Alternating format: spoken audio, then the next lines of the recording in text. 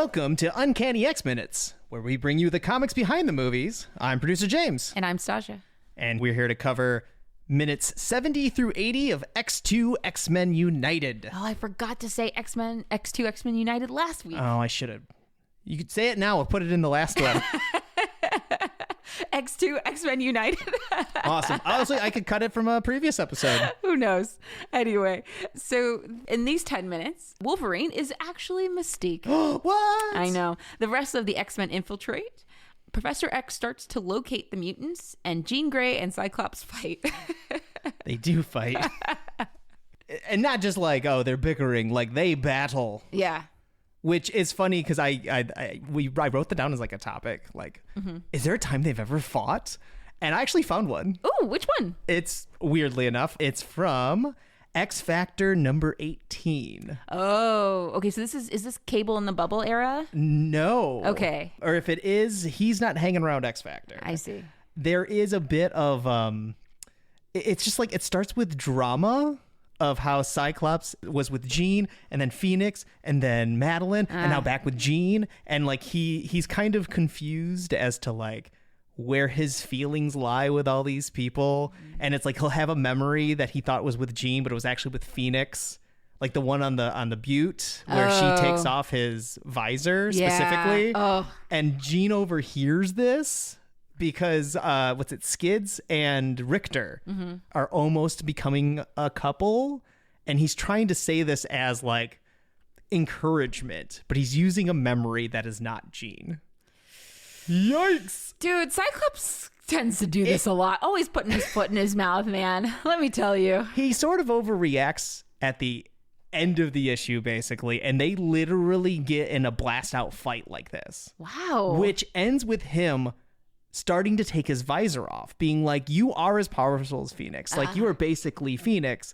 You can handle this. And he takes it off and nothing happens because Leech walked in and was like, powers off, bro. I remember this now vaguely. Which is like, wow, what a wild issue this was. I loved that era.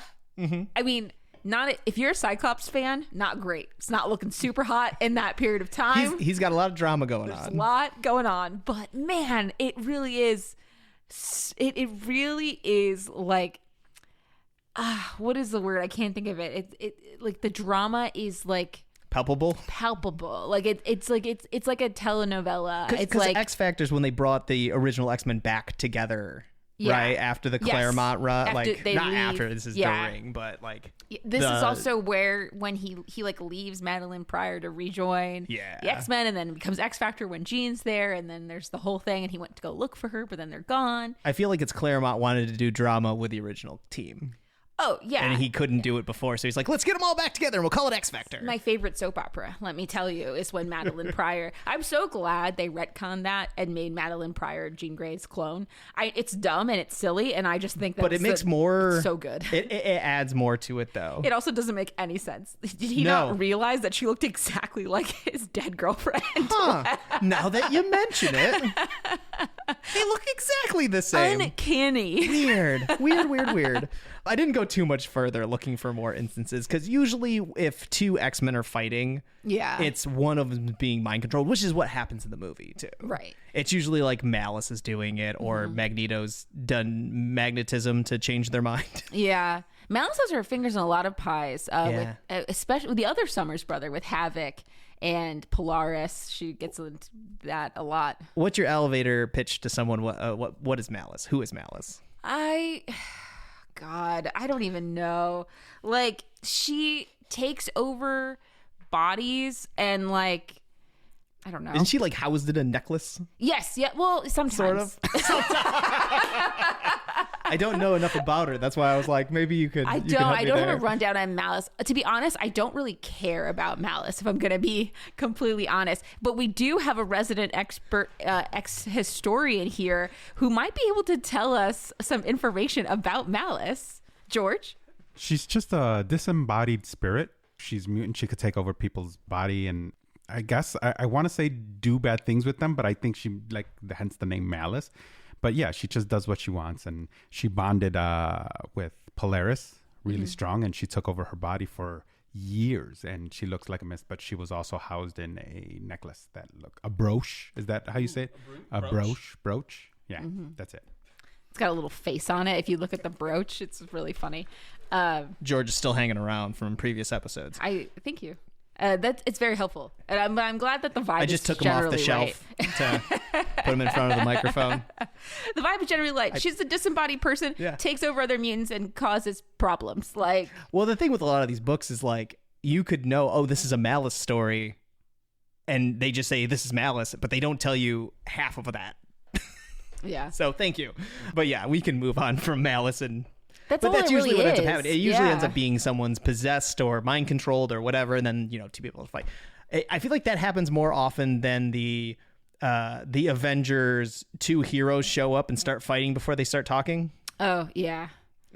In X-Men, it's usually like, well, we all know each other. It's a small community. Oh, you're not you. Right. It's a lot easier to tell. I feel like. Right. Anyway. What else happens? What else do you want to talk about, James? I do want to give a little bit of a William Stryker, not like a highlight so much, because we did an entire episode. Yes, we did. God Loves Man Kills. I went and read God Loves Man Kills 2. Oh, no. How'd that go? So if you remember from our last episode in God Loves Man Kills, he is shot by security guards because he was going to kill Magneto with a gun. Was it Magneto who's going to kill with a gun? He's going to kill someone with a gun. It doesn't really matter. Who cares? Listen to that episode because it's been a while since I've read that book. So he got shot, and you kind of assume he died, but apparently he was just in jail this whole time. Okay. I don't know if I believe that, but sure. They don't explain how or why. He just is. Got it. So he shows back up in Extreme X-Men. Sorry, Stasha. Extreme X-Men number 25. It is just labeled God Loves Man Kills 2. Sure. It honestly has zero vibe.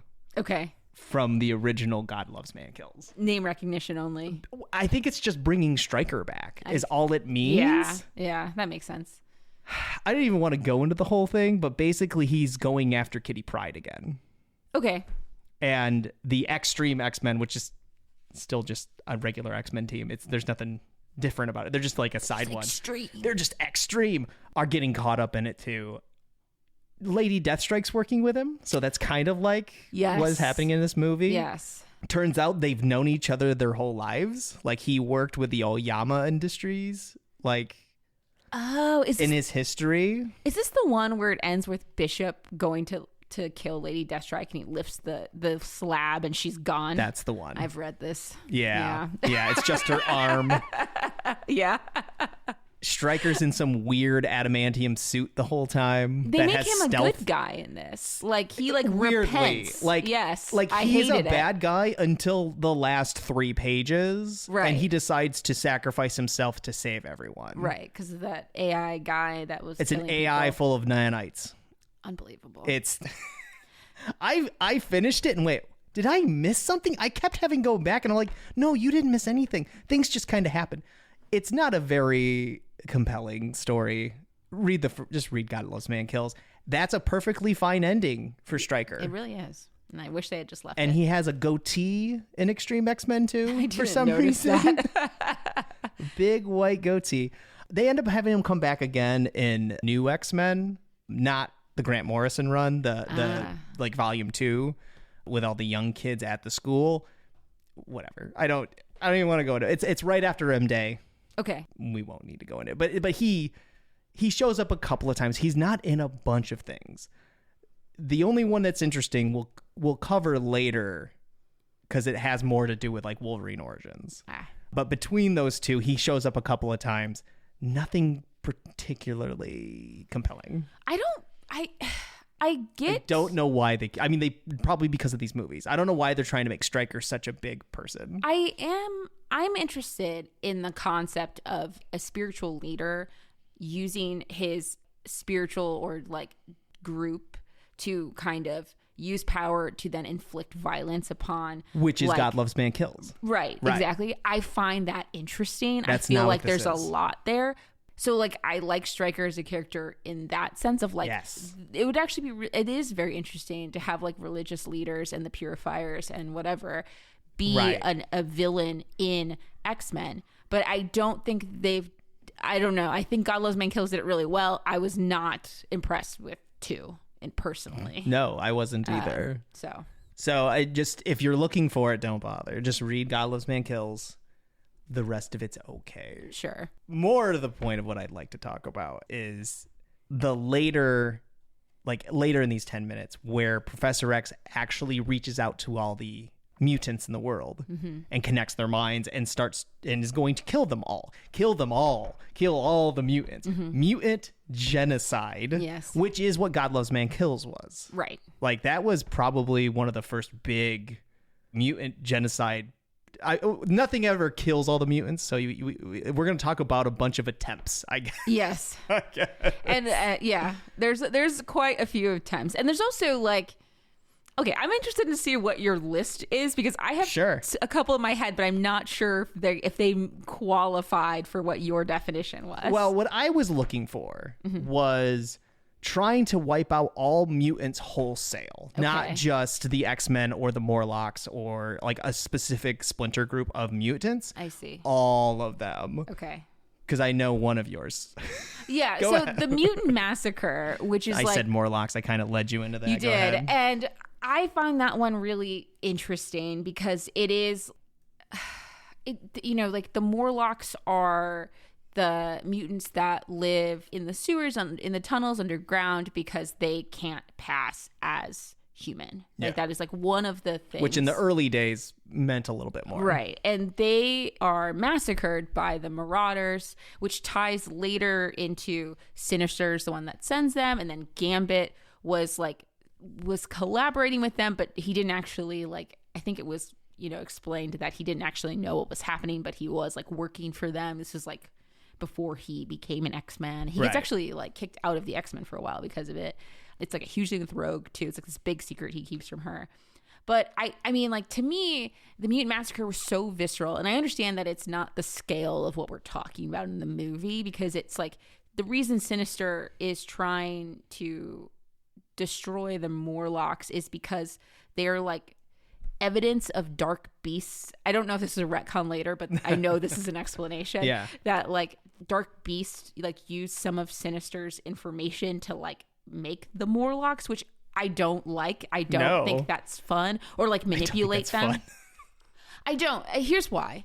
Because the concept of the Morlocks, of like, as somebody who's biracial and passes, the concept of passing and not passing and dealing with that and like understanding the privilege and what comes with that. Yeah. And then having Storm be the leader of the Morlocks but pass, and is like so interesting, is so compelling. Yeah. Is like very meaningful. And when they like hold Storm accountable for like not caring about them and like, just forgetting that they exist, even though she's like the ruler after she beats Callisto, like, it's important. It's interesting. I think it's good to make it later be like, oh, they're like the dark beast and Sinister made them. That doesn't feel as good to me.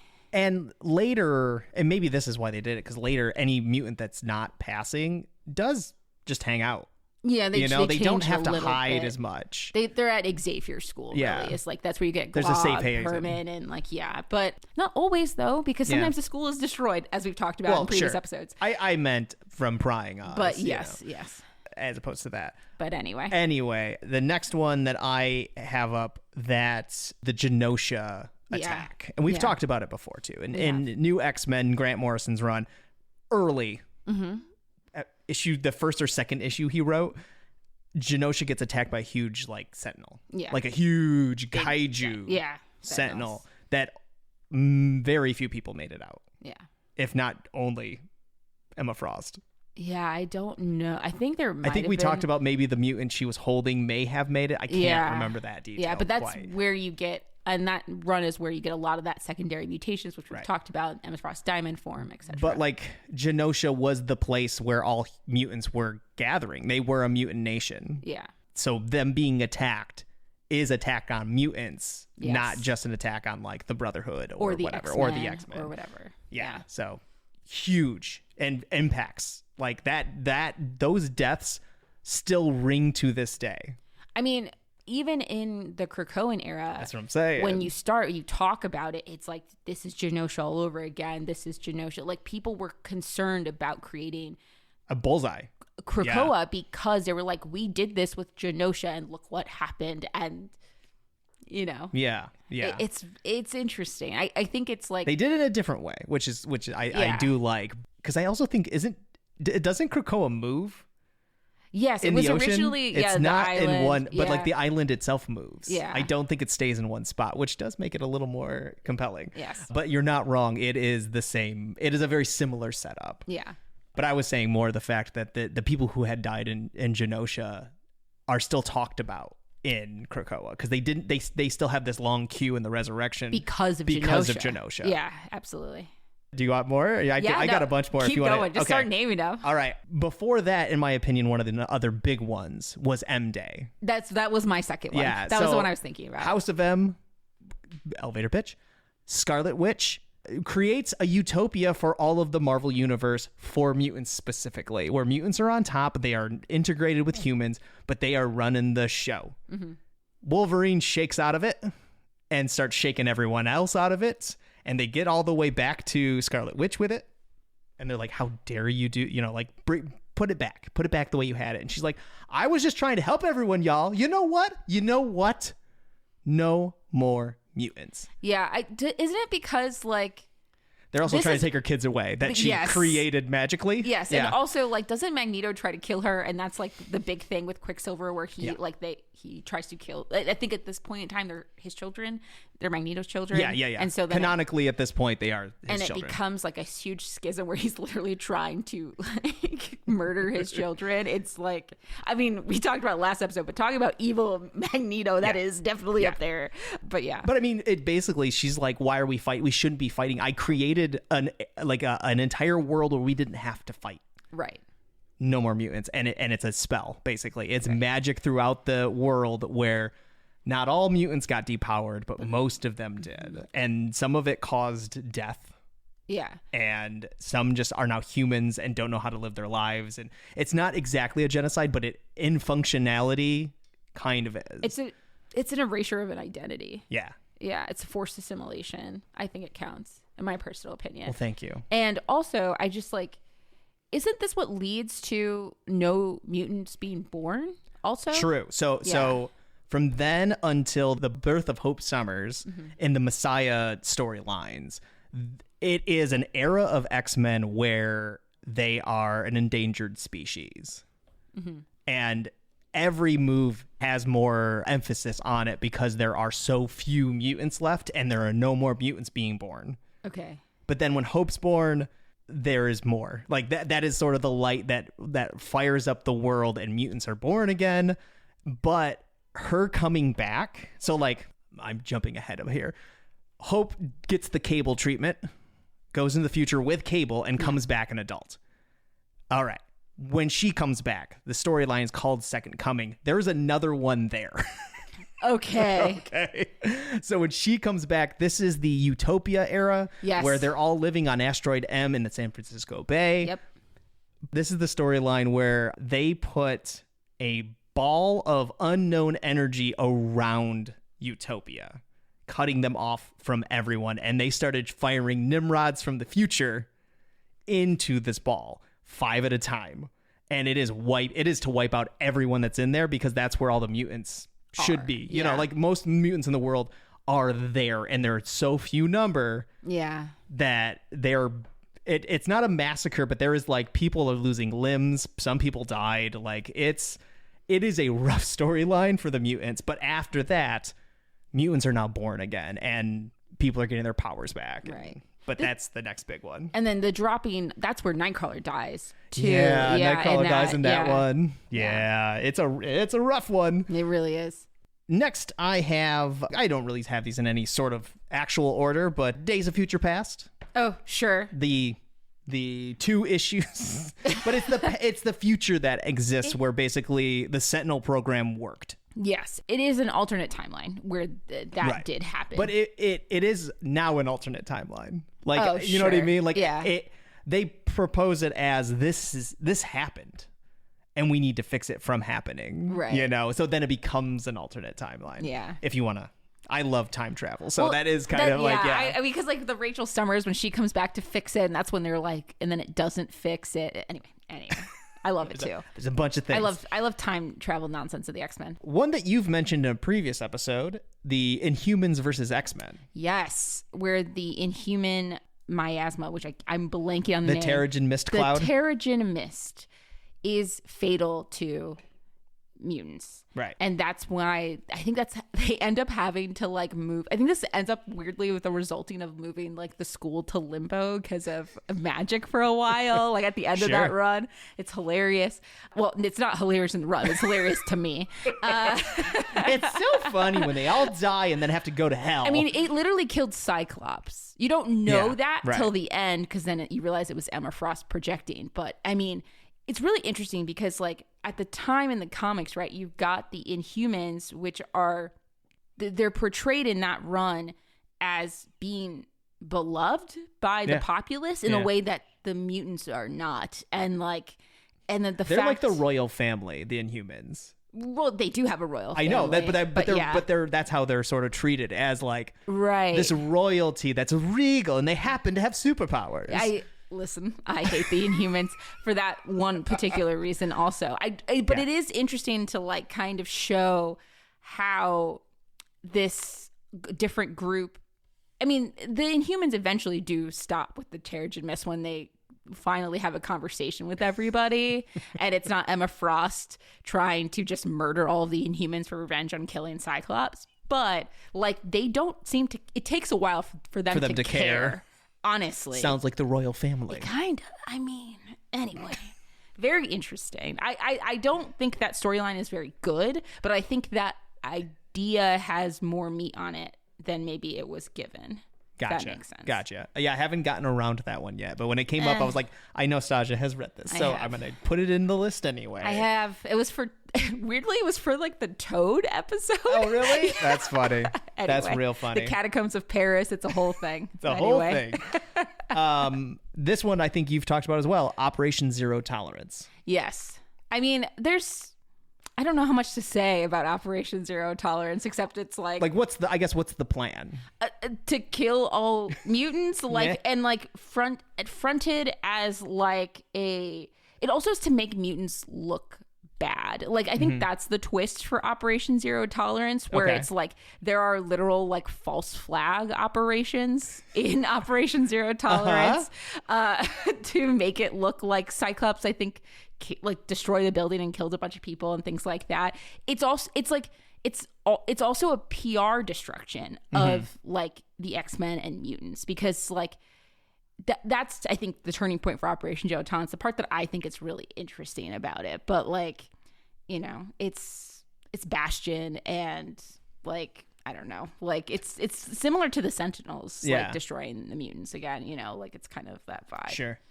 This one I don't really want to go into too much because it actually comes up in a later movie, the Legacy Virus. So the Legacy Virus is a thing that happens because obviously of Mr. Sinister and Strife. Have we talked about Strife? I think we have mentioned Strife, but Strife is Cable's clone. Yes. Okay. Yes. He's Cable's like one of his head nemesis that is a clone of him with lots of sharp, pointy armor. Yeah. So basically, there's a canister that Strife brings from the future that he gives to Sinister, where he's like, here's all the Summers bloodline genetic material, which if you know anything about Mr. Sinister, that's catnip. He eats that up. Yes, that's the whole point. The whole thing about Cable existing in the first place is because of this, right? And then when they open it, instead it's a plague. That's like basically the legacy of Strife, right? Is to like infect the world with this like horrible plague. This is how Ileana dies when she's young. Yep. And this is also, the beast finds a cure, but in order to cure it, a mutant has to die and sacrifice himself. And so Colossus does it, activates it, his mutant powers, and then he like kills him. He ends up dying, but also like creates this cure of the Legacy Virus. It's a Strife thing. Yeah. That's it. I don't know. Like, it's Right. hard to explain like what it is without going into like super intense detail. But Strife's motivation, which is I think kind of interesting, is that he hates Cable for being the original in some ways. Like there's this inferiority complex that comes with Strife that I always found to be really interesting. And he's just really evil. Like I mean, he's like an evil dude. He literally he dies. He like I think Cable, well, quote unquote, dies. Like he's a time traveler. So Well, he dies, but that doesn't mean he's not in other parts of the timeline. exactly. And that is always my favorite. It's like, we killed you. It's like, I don't know, man. That's probably a haven't later gotten me. there yet. I'm not. That's not the end of my road. So like, you know, he is just vindictive. And so like the fact that like he sets this canister up because like worst case scenario, if he dies, he's still going to take all the mutants down with him. Yeah. The Legacy Fires has been described as like the HIV AIDS It is, yes. of the mutant It was supposed to kind of community. be a similar concept. because So, at the time that's what was going on. going on. So Yeah. little real life. That's why the mutant metaphor can change over time. it really, really does change over time. But yeah. It's funny talking sort of like at the Days of Future Past of it all. The House of X, Powers of X actually has a little bit of that. Like Powers of X jumps ahead years and years and years, and it Yeah. feels like they just show how much they have to keep dealing with being hunted over and over and over again. Would you consider those genocides No, the not as Hoxpox? much, Really? The timelines where they get wiped out by the Nimrods? I guess that would be. I think it is. I Yeah. think it counts because if we're gonna count Days of like Future Past, I Right. feel like that's similar. Yeah. Like these are failed timelines. There is, I don't think we've gone into what Hoxpox is, like the quick version of it, but I don't even think we've gone into Moira McTaggart because she hasn't shown up in the movies yet. But we'll go into, because she's got so much history that like this is just a drop in her bucket. Yeah. It comes out in Hoxpox that she's actually a mutant. And her mutant ability is when she dies, she starts her life over from birth with all her memories from her past life. So she is going through multiple lives trying to help out mutants survive longer and longer, and is learning something each time she dies and resets and has to meet up with Professor X and has to do all the things. Well, I mean, I guess not all of them. small but. caveat. Yeah. In one of them, she invents the genocide doesn't actually happen in the same way, but she invents a cure for mutations, which would render all mutants human. Yeah. And that's when she gets murked by Destiny and Mystique, who are like, we will find you if you do this again. Which is kind of how the only reason Krakoa can work is if there are no precogs. Right. And part of it is Moira is there. Right. And they don't want her getting found out because that's basically her only weakness is people who can tell the future and It's what she's Destiny. going to do. Yeah. Well, there's Destiny and there's also Blindfold. Yes. She's not there either. Blindfold never gets resurrected. No. Yeah. I wondered, but yeah, that's so sad. She shows up in Legion of X Yes, she does. and Way of X, but it wasn't In the astral Yeah, like in plane, the yeah. astral plane, but she's not Yeah. she's not physically resurrected. Yeah. You're right. If we're going to count Days of Future Past, there are a few realities in a few timelines that Moira McTaggart had to go through that would also count. Yeah. So I think there's one where the last two mutants are her and Wolverine, and they're in like a zoo. Do you remember that one? yeah, it's a wild book, and I'm here for it. Our expert off to the side here has a note for me. Oh, it appears that funny story. A lot of these are not caused by humans. Yes, George is correct. A lot of these- a lot. Not that we're of it. listing them. You know, You're we're not wrong. We're talking about Scarlet Witch. We're talking about Strife. Cassandra Nova. Mutants. Days of Future Past was It's humans. Stryker, or not Stryker. Senator Kelly getting killed, Kelly and the leading to the Sentinel program being the created. Hounds. Yeah. Right. Trask is the one behind the Sentinel program, which is he's a human. Yeah. That's one of the few ones. Humans, yeah, right. The human and Inhumans are not mutants, but they're not humans, though, Right. either. Well, at least they used to. I don't know. I actually refuse to know more about the Inhumans, so that's just gonna put my flag there and just call it. Fair. All I'll tell you is that Ms. Marvel is an Inhuman, but also a mutant. Yes. And she only survived the Terrigen Mist because her mutant power hadn't activated yet. Yes. Which I find really interesting. That is intriguing. Yes. Yeah. Anyway. Quite. Beside the point. Yeah. When you start adding them up, it is a lot of mutants. I mean, God loves man kills. That's true. That is a human using a mutant, which is exactly what this movie is too. Sentinels, Nimrod, Sentinels, like Yeah. that kind of stuff. We haven't even... Second Coming is it's mostly humans. Right. So like there are times... Because I think that one is like Cameron Hodge, Yeah. Bastion, Yeah. like the all the heavy hitters come in and work together. The tech and people. then Nimrods. Yeah. So when you get the Sentinels or like Nimrod, who is a Sentinel offshoot, that's with the exception of Cassandra Nova when she was using them. But and also Emma Frost. But generally. Generally. Yeah. Generally. It's a lot of mutant on mutant crime. You're right. No, That's what you're not saying. what I'm saying. Get out of here. Anyway, end the podcast. I'm calling it. I do want to say though, I think part of the reason I think Krakoa still works is for the most part the bad guys are Orcus, Right. which is a whole like organization that pretty much exists to try taking out mutants. Right. But like in a corporate way. Yes. And Like, I also... trying to attack them with PR as well as technology, as well as, whatever Which is, I going think, the most similar to, weirdly, Operation Zero Tolerance Yes. in that way, where Yes. it's like it's like they're doing horrible, horrific things, but it is also a PR battle. on. They look cool. Or Yeah. to normal humans, Orcus is all right. Yeah. They're not. All right. We're going to wrap it up this week. I've been producer James. And I'm Saja. And we'll see you for the next 10.